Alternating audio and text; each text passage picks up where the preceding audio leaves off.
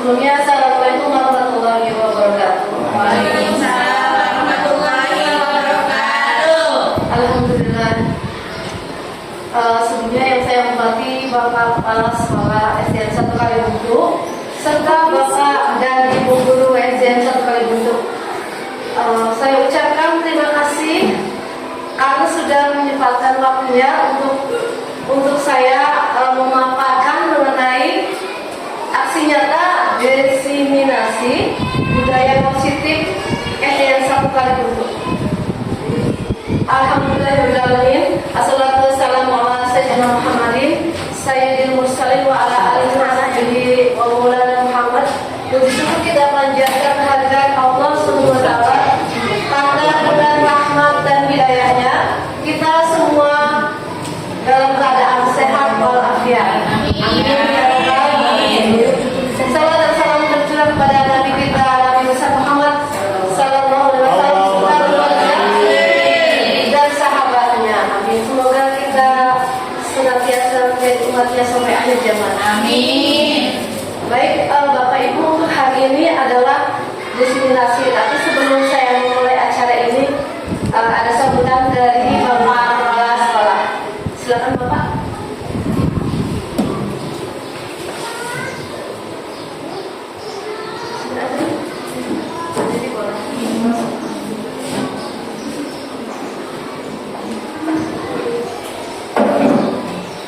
Assalamualaikum warahmatullahi wabarakatuh. Waalaikumsalam warahmatullahi wabarakatuh.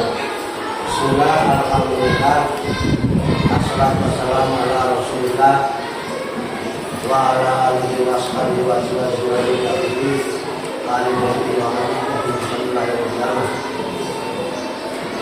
Terima kasih kepada Ibu Ekawati dan Pimpinan Angkatan 11 kami teman kita mereka yang saya bisa mengikuti kegiatan program bergerak.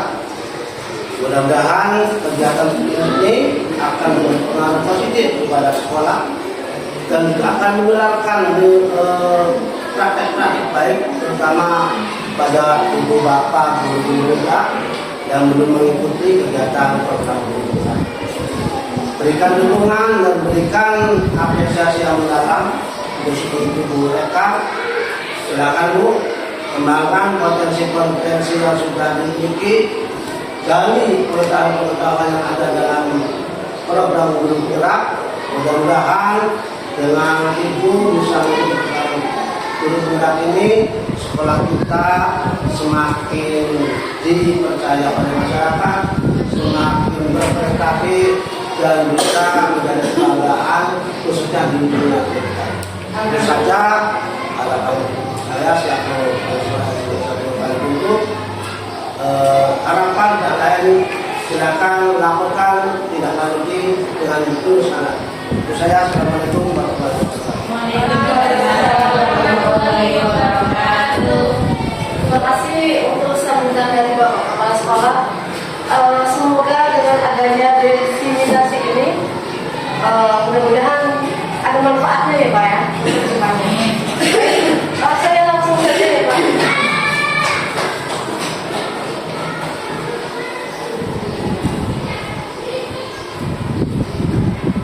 Jadi Bapak Ibu, sebelum kita mulai ke materi, kita senyum dulu ya 30 detik ya. Oke, berpasangan dulu, saling berhadapan, dulu. Senyum ya, senyum yang baik, senyum yang manis ya. Senyum yang paling manis.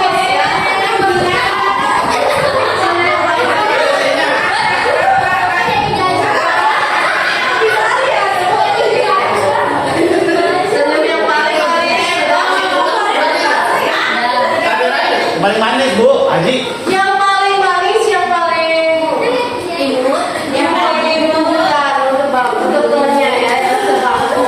Baiklah, Bu. Baik Bapak Ibu, untuk tujuan kegiatan ini adalah yang satu, pertama melakukan pembebasan tentang materi budaya positif kepada rekan guru. Yang kedua, bersinergi dengan semua komponen sekolah untuk menciptakan budaya positif. Ada pertanyaan tematiknya Bapak Ibu? Satu, pemberian hukuman dapat mendisiplinkan siswa. Kira-kira benar Pak Ibu? Yang kedua, pemberian hadiah meningkatkan prestasi siswa. Guru, tiga, guru harus mampu memberikan solusi untuk setiap siswa yang bermasalah. Keempat, guru berperan sebagai teman bagi siswa. Setuju. Oke, nanti kalau saya sudah sampai selesai, baru nanti Bapak ada dulu memberi, oh ternyata gitu ya. Oke, lanjut. Apa itu budaya positif? Perwujudan dari nilai-nilai atau keyakinan universal yang diterapkan di sekolah. Lanjut, Bu. Sebelahnya boleh. Saya ingat sampai tujuh. Tujuh. Ya. Oke. Materi hari ini adalah yang pertama, disiplin positif, motivasi perilaku manusia, keyakinan sekolah atau kelas, kebutuhan dasar manusia, posisi kontrol, restitusi, dan yang terakhir segitiga restitusi. Lanjut.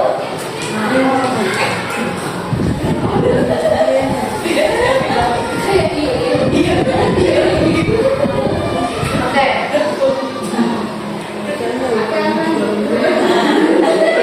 Pembelajaran paradigma baru.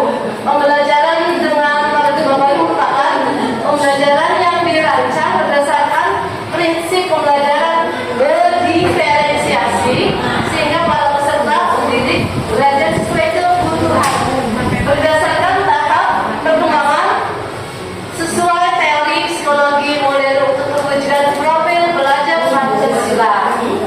Jadi Ibu Bapak belum menerapkan pembelajaran berdiferensiasi ya? Belum ya? Belum tahu syaratnya seperti apa sih pembelajaran berdiferensiasi? Oke, nanti kedepannya kita bisa belajar ya. Oke, lanjut.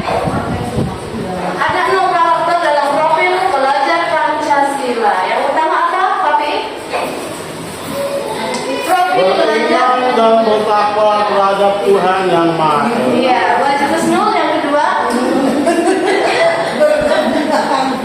iya, ketiga menunjuk apa? Kreatif, wadah, mandiri, buat bernama kritis, lain. Oke. Ya.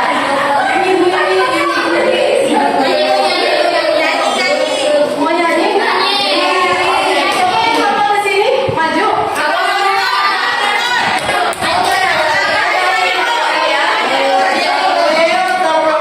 Yuk, 3, 2, 1.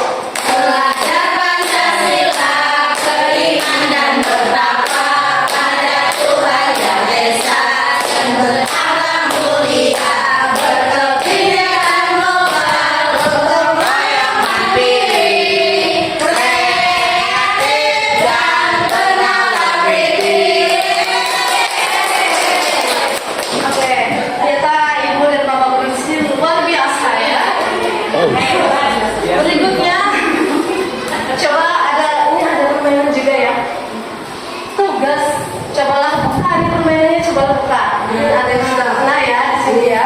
Tugas A ya, tapi berbahasa ya. Tugas A merupakan salah satu caranya. Coba bayangkan bahwa Anda menyimpan sesuatu yang berharga di dalam tangan itu. Anda perlu menjaga benda tersebut sekuat tenaga Anda karena begitu pentingnya untuk kehidupan Anda. Tugas B namanya ya Bu ya? Namanya B, tugas B mencari segala cara untuk membuka kepala tangan Anda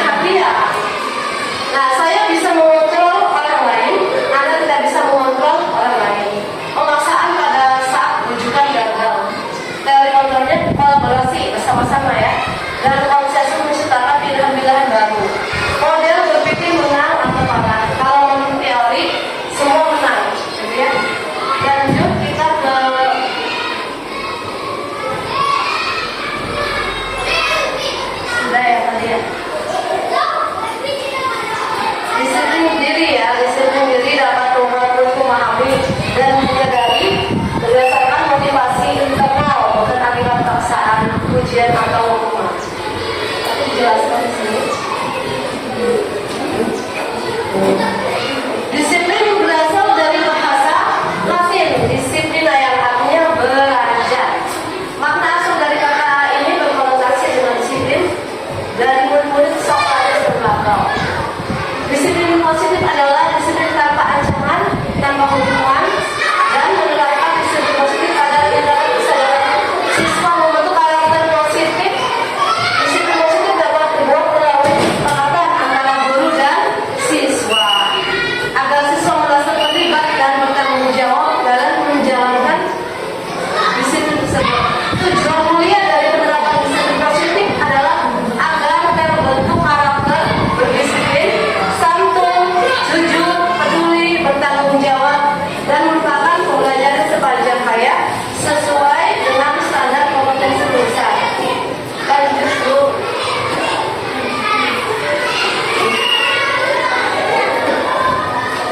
menurut Ki Hajar Dewantara, merdeka itu artinya tidak hanya terlepas dari perintah, akan tetapi juga cara buat pemerintah diri sendiri. Nilai-nilai universal, contoh nilai kebajikan, institusi atau organisasi. Profil belajar Pancasila dari sudahnya kita langsung aja motivasi perilaku.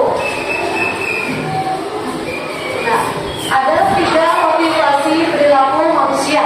Yang pertama, untuk menghindari ketidaknyamanan atau hukuman, disebut motivasi eksternal. Untuk mendapatkan imbalan atau penghargaan dari orang lain disebut motivasi eksternal juga. Nah, yang ketiga, untuk menjadi orang yang memelihara etika dan menghargai diri sendiri dengan nilai-nilai yang mereka percaya, itu adanya motivasi internal. Apa sih maksudnya ini gitu ya? Motivasi itu namanya. Misalnya ada anak yang belajar, saya mau belajar, ada guru gitu kan, ada guru saya mau belajar biar nanti dapat ujian, biar nanti dapat hadiah, biar nanti dapat apa sih imbalan gitu ya. Tetapi ini motivasi yang dari bulan itu cepat hilang ya Bu Bapak, cepat hilang. Beda dengan motivasi yang dari diri sendiri. Saya kan sebagai apa ya, siswa harus belajar rajin supaya bisa menyenangkan diri sendiri, kedua orang tua dan guru juga semuanya mencakup.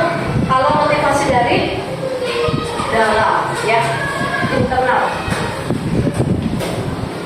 Ini kurang jelas, langsung aja. Berdasarkan bagian di atas, berikut penjelasan tentang hukuman, konsekuensi, dan restitusi. Hukuman itu apa sih Bu? Hukuman itu tidak berencana yang bersifat satu arah, bisa berupa hukuman fisik, psikis, atau kata-kata kasar. Kalau konsekuensi bersifat terencana, sudah disepakati, bentuk-bentuk konsekuensi dibuat oleh pihak guru atau sekolah. Yang ketiga, restitusi. Restitusi itu adalah proses menciptakan kondisi bagi murid untuk memperbaiki kesalahan mereka sehingga mereka bisa kembali pada kelompok mereka dengan karakter yang lebih kuat.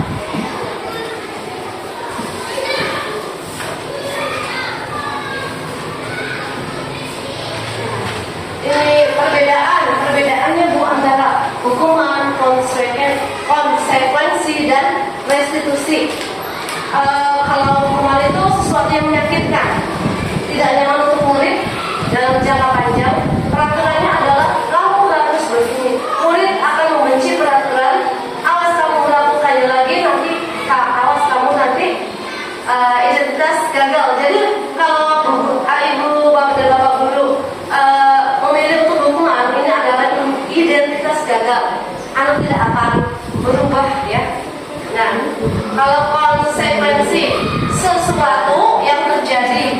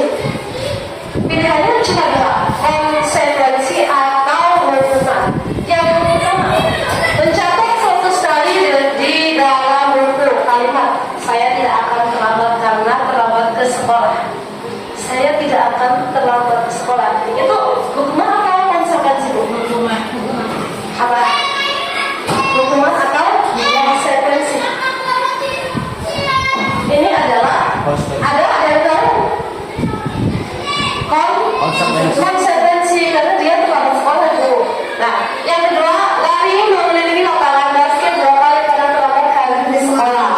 Hukuman atau konsekuensi? Hukuman. Membersihkan coretan yang dibuatnya di meja tulis. Konsekuensi. Murid diminta untuk push up 15 kali kalau tidak menggunakan masker. Hukuman. Mau berdiri di depan kelas sambil mengangkat kaki 1 karena tidak bisa menjawab pertanyaan. Hukuman. Membersihkan meja lalu rusak pensil teman. Hukuman. Lari keliling lapangan. Lari keliling lapangan kamu selama 10 menit saat pelajaran PJOK. Hukuman. Ya. Kalau hukuman kira-kira lebih apa bu? Lebih ke fisik dan lebih menyakitkan ya, lebih menyakitkan. Lanjut. Nah, kalau didukung oleh penghargaan itu seperti yang tadi ya, motivasi eksternal dikasih apa sih hadiah, dikasih reward juga apa aja dalam bentuk barang gitu ya. Pengaruhnya jangka pendek dan jangka panjang. Penghargaan tidak efektif, penghargaan merusak hubungan, penghargaan mengurangi ketepatan, penghargaan mengurangi kualitas, penghargaan mematikan kreativitas, penghargaan menghukum motivasi dari dalam. Ya, kira-kira paham ya ibu ya dari sini sudah mulai mengerti. Jadi penghargaan ini tidak terlalu penting gitu ya, karena pengaruhnya luar biasa gitu, tidak baik pengaruhnya. Berikutnya lanjut ke keyakinan kelas. Apa sih keyakinan kelas? Mengapa keyakinan kelas bukan peraturan sekolah? Mengapa kita memiliki peraturan tentang penggunaan helm pada saat mengendarai kendaraan roda 2 atau motor? Kenapa kita menggunakan helm? Mengapa kita memiliki peraturan tentang penggunaan masker dan mencuci tangan setiap saat pada saat pandemi? Baik, Bapak Ibu. Keyakinan kelas dibuat berdasarkan kesepakatan antara guru dan siswa bersifat penulisan. Peraturan biasanya dibuatkan oleh guru bersifat satu arah. Kalau peraturan biasa untuk sekolah. Jadi dalam hal ini tuh kalau kita membuat keyakinan kelas, semua ide-ide itu muncul dari siswa juga. Jadi ayo tuangkan ide kamu gitu ya. Tulis keyakinan kelas kita seperti apa. Yang pertama tidak boleh ngobrol saat belajar, tidak boleh makan saat belajar gitu. Jadi nanti pada saat siswa ada yang ngobrol, itu kan melanggar diri sendiri gitu ya. Nah itu tentunya akan apa sih membangun diri sendiri gitu, sehingga kita akan insya Allah akan berbuat baik. Nah sebelum lanjut ke materi kita ice breaking dulu, oke? Coba ice breaking kalau saya bilang satu sama temennya ya, temennya boy gitu ya. Coba Bu Ali ke temennya, Bu Haji Isa ke depannya, Bu Haji Isa ke sama Bu Dudu, Bu Ade ke Asri, oke, Papi ke Ani. Aku aja ada temennya ya. Oke, satu. Boy aja. Boy gitu.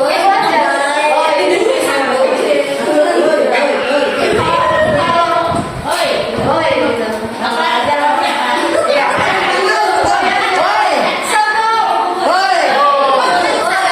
Satu. Lagi. Satu. Oke, ada dua. Oke ya. Dua.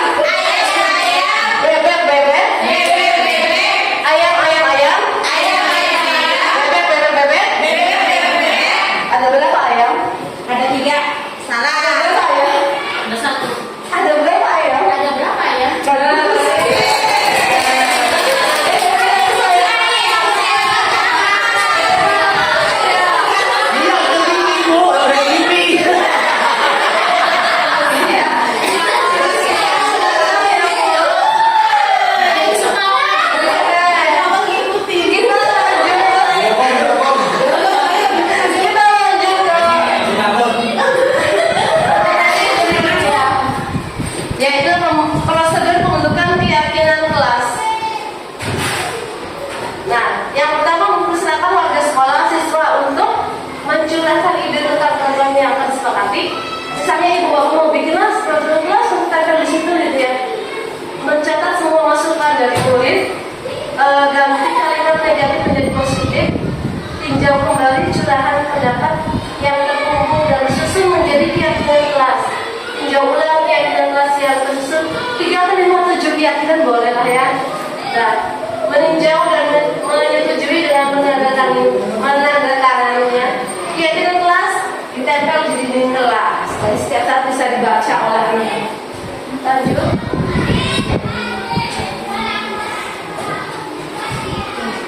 Ini ada contoh kesepakatan kelas ya, atau keyakinan kelas. Kesepakatan kelas kelas PJOK misalnya, berdoa dan sebelum belajar, menggunakan kaos olahraga pada saat praktek, saling menghormati, berbaris rapi, mengerjakan tugas dengan penuh tanggung jawab, mendengarkan itu saat menjelaskan pelajaran. Stop. Kita lanjut ke materi berikutnya adalah kebutuhan belajar, kebutuhan dasar manusia. Ketika seorang murid melakukan sesuatu perbuatan yang bertentangan dengan nilai-nilai kebajikan atau melanggar peraturan, hal itu sebenarnya dikarenakan mereka gagal memenuhi kebutuhan dasar mereka. Ada beberapa kebutuhan dasar. Yang pertama, bertahan hidup. Yang kedua, butuh kasih sayang, Bu, dan rasa diterima. Ketiga, penguasaan. Keempat, kebebasan. Kelima, kesenangan. Ini ada penjelasannya ya. Kalau kebutuhan bertahan hidup atau survival adalah kebutuhan yang bersifat fisiologis.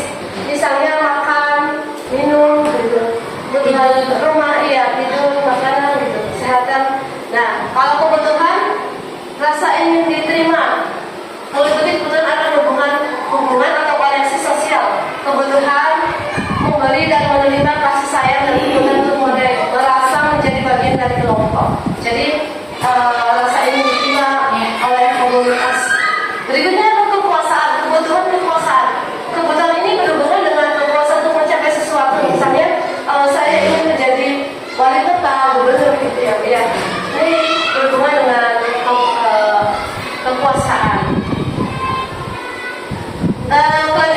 Selanjutnya kebutuhan untuk bebas adalah kebutuhan akan mandiri, otonomi, memiliki pilihan dan mampu mengendalikan arah hidup seseorang. Jadi ingin bebas itu tidak mau diberi peraturan, tidak mau diatur-atur gitu ya, biar. Yang terakhir, kebutuhan akan kesenangan. Kesenangan adalah kebutuhan untuk mencari kesenangan bermain dan tertawa. Di sini, Bapak dan Ibu bisa menjawab ya dari sini ya. Kebutuhan apa ini ya? Yang pertama, aku senang main kejar-kejaran dengan ibu guru. Kira-kira kebutuhan apa? Yang pertama, kesenangan kan? Kesenangan hidup, bebas, kekuasaan, kesenangan ya. Nomor 2, ibu kejar aku karena ibu guru sayang aku. Kebutuhan rasa ingin iya, rasa ingin diterima. Iya, coba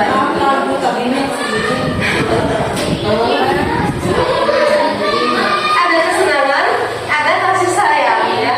Nah, coba didengarin. Yang pertama berarti aku senang bermain kejar-kejaran dengan ibu guru.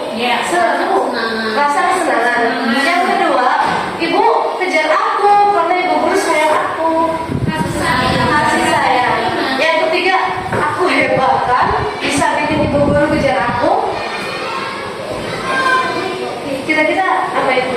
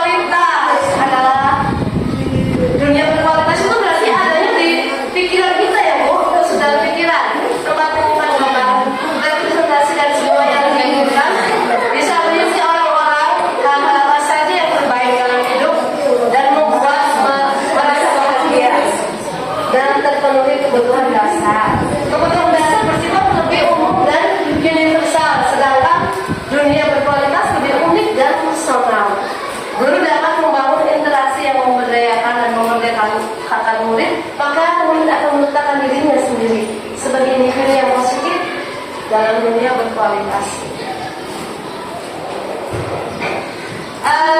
Materi berikutnya adalah 5 posisi kontrol guru. Kita sebagai guru mempunyai posisi-posisi. Ada 5. Yang pertama adalah posisi penghukum, pemantau, pembuat merasa bersalah, teman, dan sebagai manajer. Manajer itu bukan di PT saja ya, di sekolah, di rumah juga bisa menjadi manajer. Nah, kita perbedaannya antara penghukum. Untuk penghukum, guru yang biasa menghukum, menghadir, menunjuk-nunjuk, berkaca pinggang, membentak. Hukumannya biasanya fisik ya atau verbal. Dampaknya akan menjadi pendendam. Saya dimarahin sama ibu guru itu, saya dendam nanti gitu ya. Tidak menyukai guru atau novel tertentu. Jadi kalau anak yang suka dihukum sama novel tertentu, kalau di SMP SD novel ya, mungkin merasa nggak suka sama mereka. Nah, pembuat rasa bersalah. Suaranya lembut, namun menyalahkan siswa. Guru menyatakan kesalahan pada siswa belum menderita. Dampaknya membuat siswa merasa bersalah, rendah diri dan menarik diri. Teman, sebagai guru, sebagai posisi teman, guru bersikap ramah, cenderung bersinar gurau untuk menghangatkan suasana. Dampaknya murid tergantung pada satu orang, ya. Satu guru itu tergantungnya, membuat siswa tidak mandiri. Kalau kita sebagai teman, nanti anak itu tidak mandiri gitu. Apa-apa guru, tergantung sama guru. Nah, posisi guru sebagai pemantau. Nada bicaranya dan ekspresinya datar. Pemantau ya, identitas berhasil. Pemantau tetap memantau saat siswa diberi sanksi. Dampaknya menghitung hadiah atau hukuman yang diberi tanpa melihat nilai kebajikan. Tidak sepenuhnya mandiri. Nah, sekarang adalah terakhir posisi manajer. Posisi manajer itu suaranya netral, mencipta identitas positif atau berhasil, mengajukan pertanyaan bermakna, membantu siswa memecahkan masalah. Dampaknya murid mandiri, percaya diri dalam memecahkan masalah sendiri. Kira-kira di sekolah ini ibu tuh sebagai apa ya? Ininya sebagai apa? Saya mau tanya ke Pak PI. Kira-kira Pak PI ingin menjadi guru sebagai posisinya di mana? Pemantau, penghukum, manajer. Oke, belajar ke sini? Oke, Bu Nunung, Pak Jaisa sebagai Bu Farid? Sebagai teman. Bu Asri? Boleh dua-duanya.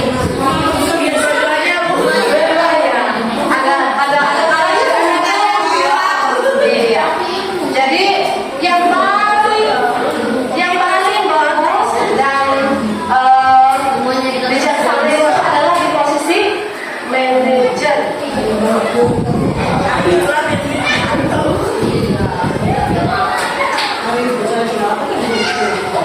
Oke. Contoh 5 posisi kontrol. Asuh siswa terhadap proses sekolah. Ini biasanya contoh-contoh misalnya menghukum kayak gini ngomongnya seperti ini ngomongnya. Menghukum berdiri di depan saya dan belajar selesai. Suka ya? Suka di luar daripada di dalam ya. Yang kedua, membuat rasa bersalah. Biasanya kata-katanya seperti ini. Berapa kali ibu atau bapak harus memberitahu kamu?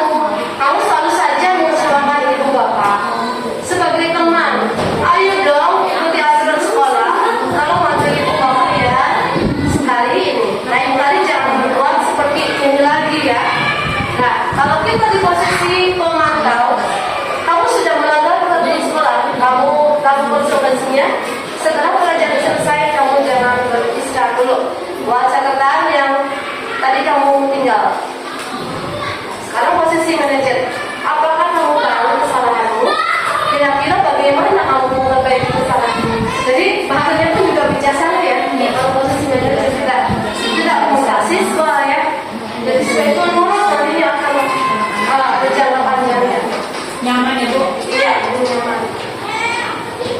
Posisi kamu apakah aku ini kamu tidak benar-benar melakukannya? Kira-kira posisi apa?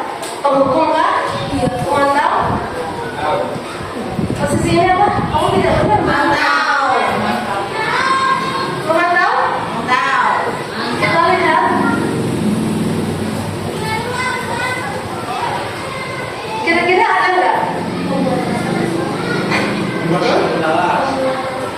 Kamu tidak pernah benar melakukannya. Kira-kira apa ini? Posisi apa? Tapi ada masalah ini. Kamu tidak pernah benar melakukannya. Gitu. Kira-kira Kamu tidak pernah benar melakukannya. posisi kamu adalah apa itu? Mengingatkan kali Bu. Posisi apa kira-kira? Nggak bisa. Posisi apa? Kamu Penghukum ya. tidak pernah bertemu salah. Kamu tidak pernah benar melakukannya. Membuat anak salah, Bu. Ya, Membuat rasa bersalah. salah. Kamu tidak pernah benar. Oke, lanjut. Lanjut. Kamu tidak akan mendapatkan nilai jika kamu tidak mengerjakan tugas. Yakin? Oke. Lanjut sebagai kasus. Kali ini dibaca nggak ya? Baca apa ya? Baca. Ini penting ya. Studi kasus.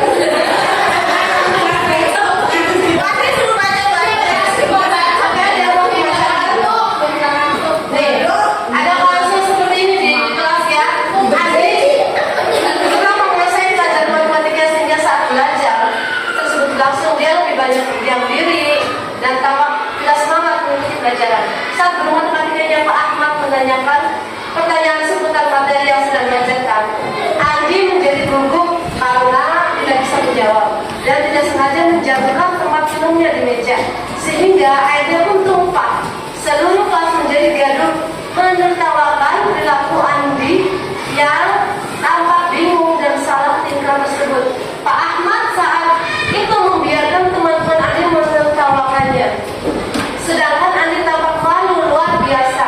Malahan Pak Ahmad meminta Andi untuk maju ke depan dan berdiri di depan kelas sambil mengangkat satu kakinya karena tidak bisa menjawab pertanyaan dari Pak Ahmad. Kelas semakin gaduh dan anak-anak pun tertawa melihat Andi berdiri di depan kelas sambil mengangkat satu kakinya. Nonton malu kan? Apakah Anda setuju dengan tindakan Pak Ahmad? Mengapa? Karena oh iya. Karena membuat anak ini apa? Jadi apa namanya? Tidak percaya. Ya kurang tidak percaya diri. Iya. Maksud tadi? Berarti kenapa tidak? Tadi bilang tidak setuju. Karena adanya hubungan jadi nanti si anaknya nggak percaya diri. Oke, dan kan biasa ngomong itu ya. Awas nanti. Orang cumi gitu. Iya. Ini terakhir, Mas. Awas nanti di jalan. Kalau enggak sih bawa. Kalau enggak. Menurut Anda, bagaimana Namanya Bu. kalau ini dampaknya Bu? Dampaknya dirasakan oleh Anda secara psikologis. Apa tadi ini dampaknya? Kaki Bu, bukannya kakinya lagi nulis. Apa dampaknya tapi ketika ada anak yang Tertawakan gurunya malah ngomong gitu ya. Gitu kalau satu kelas dia menertawakan Andi. Kira-kira dampak positif yang dirasakan Andi secara psikologis apa? Dampaknya negatif. Dampak negatifnya ya mungkin si anak nanti akan dampaknya adalah psikisnya. Mungkin nanti dia takut dengan sekolah. Iya. Nanti terjaga lagi gitu ya, terjaga lagi. Tapi positifnya ada dari itu, jadi membuat Oh, itu baiknya. ya, supaya anak tidak bisa mengulang lagi Iya. perbuatannya. Oke. Jadi Jadi ada rasa takut gitu kan. Oke, iya. Tapi tadi psikisnya tuh sampai besar tuh nggak berhasil ya Pak. Teringat baiknya. Ya. Teringat terus, tapi ada baiknya nanti dia tidak akan mengulang lagi dengan belajar lebih giat lagi ya Pak. Betul. Ya bagus. Nah, terus oke. Nah, iya dulu juga saya dulu nggak bisa matematika nih dulu. Saya dibully sama teman-teman kelompok. Sampai sekarang nih saya masih ingat. Kira-kira ibu bapak juga masih ingat nggak? Waktu kecil dibully masih ya. Padahal itu udah lama sekali ya Pak ya. Umur berapa ya? 12 tahun. Sekarang udah 42. Tapi tetap nggak bakal hilang ya seperti itu ya. Emang sekarang umurnya berapa? Apalagi kalau ditolak Iya. Baik, yang ketiga berada di posisi kontrol mana Pak Ahmad? Posisi anak dari Ahmad. menghukum. Oke, penghukum. Jadi bisa ternyata dari tadi sangat hikmat yang memperhatikannya. Materi berikutnya, materi yang terakhir adalah segitiga restitusi. Restitusi apa? Nah, artinya upaya mendisiplinkan siswa dengan cara siswa sendiri yang menyelesaikan masalahnya dan membuat mereka bertindak sesuai dengan keinginan yang berdasarkan pada keyakinan kelas. Ada 3 ya Bu. Yang pertama menstabilkan identitas dulu. Yang kedua menanyakan validasi tindakan yang salah. Dan yang terakhir menanyakan keyakinan kelas. Menstabilkan identitas. Berdasarkan prinsip membuat kesalahan adalah bagian dari proses pembelajaran. Anak itu salah atau benar tetap harus ya. Tidak boleh kita menyalahkan apa. Harus ada alasannya gitu. Kenapa anak itu berbuat seperti itu? Seperti yang tadi Dela, kenapa Dela tidak berpakaian seperti layaknya perempuan, itu juga aku ditanyakan. Makin aku. Dela ya. Menstabilkan identitas. Berbuat salah itu tidak apa-apa ya. Ini isinya ya dalam menstabilkan.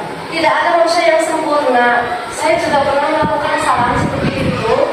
Kita bisa menyelesaikan ini. Bapak, Ibu tidak bukan mencari siapa yang salah di sini, tapi Bapak Ibu ingin mencari solusi dari permasalahan ini.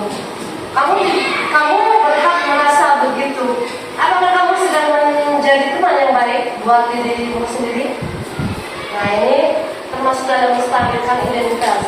Yang kedua adalah validasi tindakan yang salah. Jadi restitusi itu segitiga restitusi itu ada 3 pun tadi. Yang pertama menstabilkan identitas, yang kedua validasi tindakan yang salah. Berdasar ini isinya langsung. Padahal kamu bisa melakukan yang lebih buruk dari ini.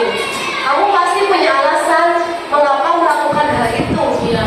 Ya, kamu patut bangga pada dirimu sendiri karena kamu telah melindungi sesuatu yang penting buatmu. Kamu boleh mempertahankan sikap itu, tapi kamu harus menambahkan sikap yang baru. Ini tadi validasi. Nah,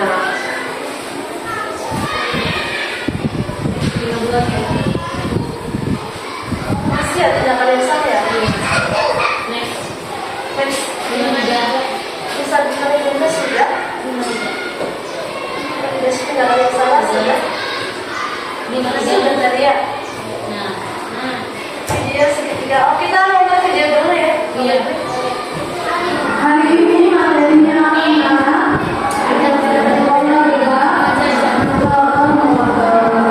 nomor itu apa? Berpindah